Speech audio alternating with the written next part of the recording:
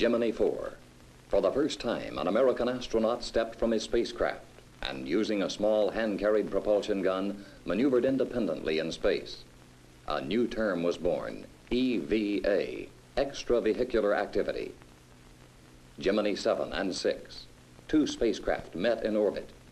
The world's first space rendezvous was lifted from the realm of theory and became a historical fact. Gemini 8, another rendezvous, this time with an unmanned Aegina target. For the first time, two vehicles linked up in space. Three major goals of Project Gemini: extravehicular activity, rendezvous, docking.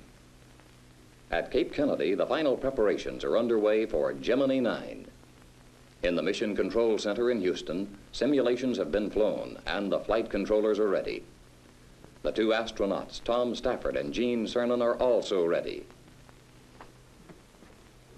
Charles Matthews, NASA News Center, Houston. In the Gemini program thus far, we've made initial demonstrations of many of the program objectives, such as extravehicular activity, rendezvous, and docking. In the case of extravehicular activities, we indeed have already demonstrated that a man can go outside the spacecraft, but what we haven't done is demonstrate some of the applications. On Gemini 9, we intend to have the man stay out a very considerable length of time, such as 2 hours or more. And we do plan to have him conduct very precision maneuvering during the time he's out. This requires a very fancy backpack device that controls his attitude, allows him to move from one point to another with extreme precision. These applications are things that are greatly related to such things as conducting repairs of vehicles in space or conducting experiments in space while outside the spacecraft. Now, on Gemini 8, we had planned to carry on our extravehicular activities. Because of the termination of that mission earlier than planned, we did not conduct extravehicular activity on that flight.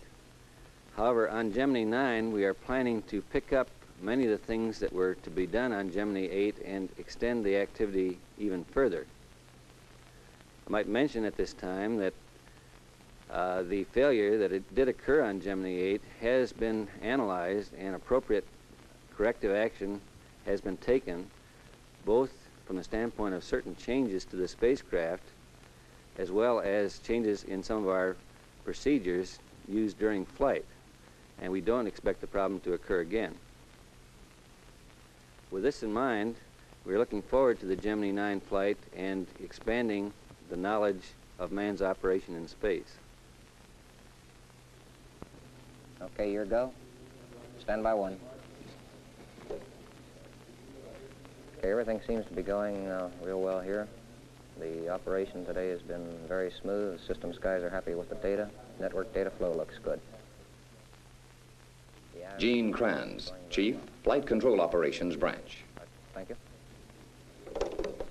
Okay, the Gemini mission is a mission that for many of us has many firsts. One of the major items we intend to do is to prove out a new technique in rendezvous. We'll be rendezvousing during the 3rd revolution as opposed to the 4th revolution in all previous missions.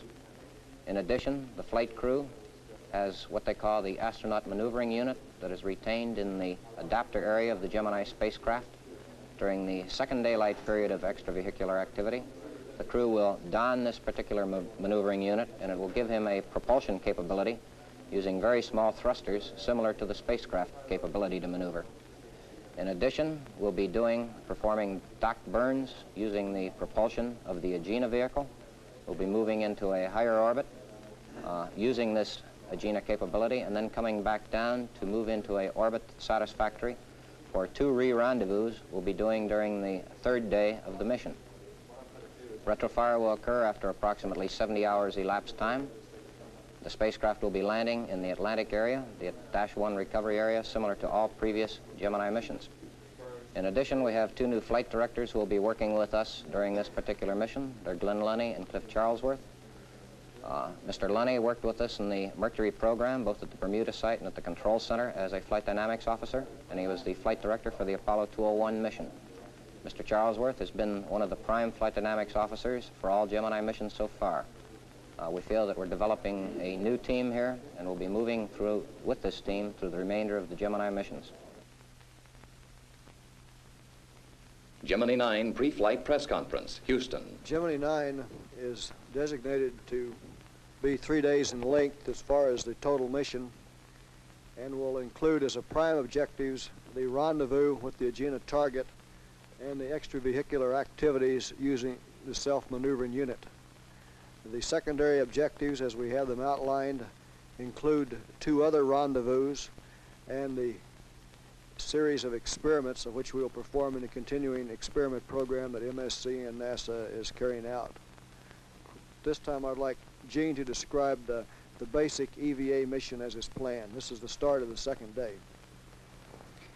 The EVA, of course, is primarily built around the AMU D12 experiment.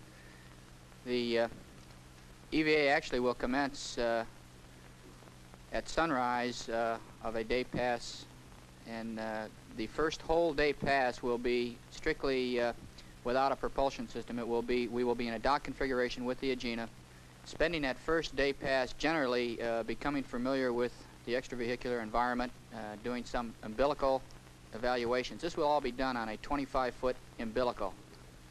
When I'm satisfied that the system is operating the way it's advertised to operate and that I'm familiar enough, I'll then go to 125 feet of tether and perform what you might call transfer maneuvers or very close-in rendezvous type maneuvers with the Aegina, both in plane and out of plane.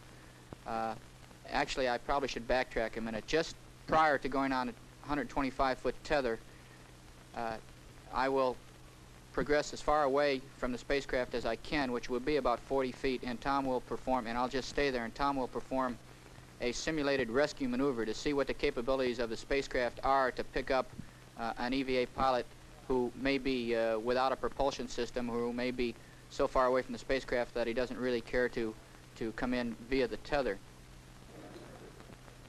Well, let's see. I think this is what we started out with, and this was on egress training back in the tank. And this is the Gemini boilerplate. It's underwater, upside down, and here I come out. We're using a snorkel underneath you, completely submerged, and you practice unstrapping, getting out completely. Very good training. Hope we never have to use it. This, as I imagine most of you know, is the docking trainer, and we're looking at the Gemini end of it, showing the various attitudes of which it can get into.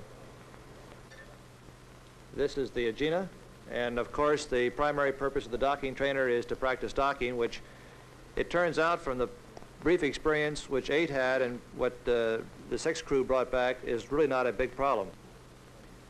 This is our spacecraft altitude run, as much as for qualification of the spacecraft as it is for what we can learn and gain in the way of training. This run, of course, is preceded by a dry run in ambient conditions, though we will go through everything that we actually do in the altitude run. It's checking out a great many of the spacecraft systems. It's checking out the ELSS, or the chest pack, which is vital for the EVA activity, and how it operates at altitude. And it's an interface between the spacecraft, the extravehicular gear, and really the crew. This is the air-bearing table here in Houston that we've, well, simulation for the AMU or simulation for any type of space flight is very difficult because everything in space, of course, is 6 degrees of freedom. In this case, 2 degrees of freedom left, right, fore, and aft, and you can yaw the spacecraft, or yaw the AMU in this case. That happens to be the attitude controller of the AMU. Is capable of giving you yaw, roll, or pitch. All the motions in flying the AMU have to be very delicate, sharp pulse type motions, because it's we're talking about half a foot per second in translation, which is not very much really, but when you talk about operating in a new environment with this unit, it actually is quite rapid. This was our egress training. We took turns alternating in the left seat. The idea is to, both people will crawl out of the left seat because of the way the CG is set up on the spacecraft. It just naturally floats that way. So the command pilot gets out first, and he moves over to the side in the front, as you can see.